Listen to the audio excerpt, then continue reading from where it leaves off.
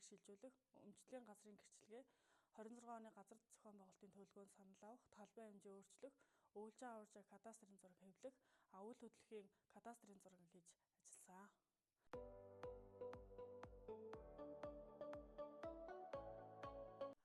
Дундгой аймгийн засаг даргын санаачлагаар асуудал шийдэл иргэдтэй уулзах хурал дэлгэр хангаас өмнө зохион байгуулагдж байна.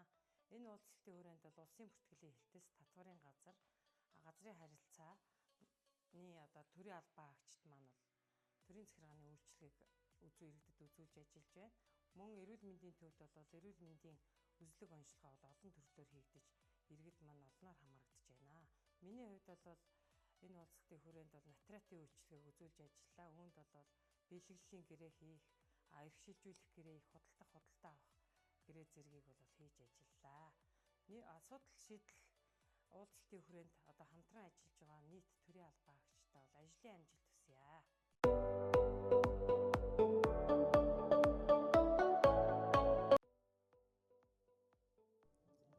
За өнөөдөр иргэдээс сонсыг өдөрлөх Дундгой аймгийн бүх байгууллагуудын өдөрлгүүд нь ирээд нэг цагийн үйлчлэгээ шиг аюу гоё ажиллаж байна. Инх өнөөдөр манай газрын гэрчлэгээ, кадастрын зураг эдгээр бүгдийг нэг дороос аюу сайхан ажиллаа бүтээж авлаа.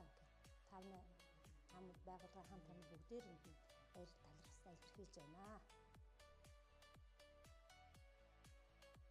Газрынхаа гэрчлэгийг ингээд өнөөдөр эндээс ингээд бүрдүүлээд авлаа, амар юм байна. Мөн газар захин төсөлтэй холбоотой брошюр тарааж